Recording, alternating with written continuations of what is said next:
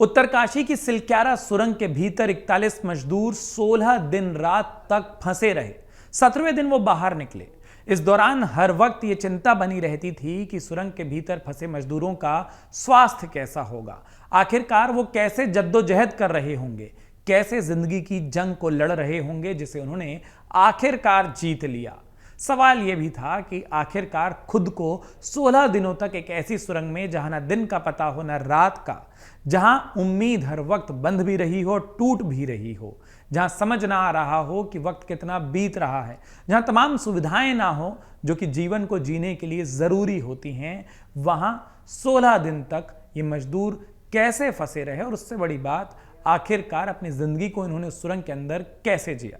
आपको बताते हैं कि इन मजदूरों को जिंदा रखने के लिए, उनका हौसला बढ़ाने के लिए क्या क्या किया गया। दरअसल इन मजदूरों को बाहर की दुनिया में आ रही तमाम मुश्किलों की जानकारी नहीं दी गई ताकि उनके दिमाग पर किसी तरीके का नकारात्मक असर ना पड़ सके। हर वक्त उनका हौसला बढ़ाया जाता रहा, चाहे वो वॉकी टॉकी से बात हो या कैमरे के जरिए उनको तस्वीर जब उनकी देखी गई और उनके परिवार वालों से बात कराई गई। हर वक्त ये बताया गया कि किसी भी वक्त उन तक पहुंचा जाएगा ताकि वो हमेशा अपनी हिम्मत को बनाए रखें। वो मोबाइल पर गाने सुनते थे। लगातार ये कोशिश की गई कि वो अपने परिजनों से संपर्क में रहें और इसके लिए लैंडलाइन फोन से भी उनके परिजनों से उन मजदूरों की लगातार बात कराई जा रही थी। परिजनों और भीतर फंसे मजदूरों के बीच संवाद कायम करने के लिए और से बनाए रखने के लिए कुछ मजदूरों के परिजनों को सुरंग के अंदर भी भेजा गया। परिजन सुरंग के भीतर अंदर जाकर फंसे अपने लोगों से बातचीत कर पा रहे थे। एक ऐसा ही उदाहरण सबा अहमद के भाई नैयर अहमद ने बताया।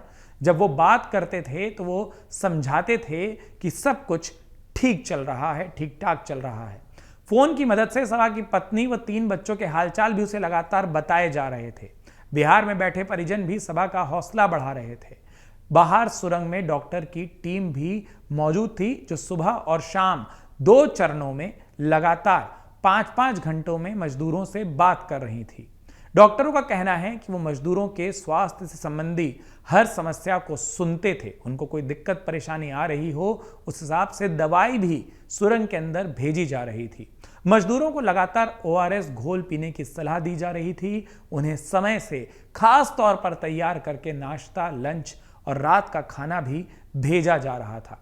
मजदूरों को पहले एनर्जी ड्रिंक भेजी गई थी। जैसे ही सुरंग में पहुंच बनी, एनर्जी ड्रिंक भेजी गई ताकि वो मजदूर जो काफी लंबे समय से खाए पिए ना हो उनको ताकत मिल सके। और फिर धीरे धीरे उन्हें पूरा भोजन दिया गया और उसके बाद मजदूर ये पूरा भोजन करने लगे। खुद को स्वस्थ रखने के लिए उस सुरंग के भीतर योग कर रहे थे, एक बेसिक एक्सरसाइज कर रहे थे। सुरंग के भीतर ही वो टहल रहे थे ताकि हाथ पैर चलते रहें। मजदूरों की हिम्मत का आलम तो ये था कि जब ऐसा लगा कि खुदाई नहीं हो सकती तो उन्होंने खुद कहा कि क्या वो अंदर से खुदाई शुरू कर दें।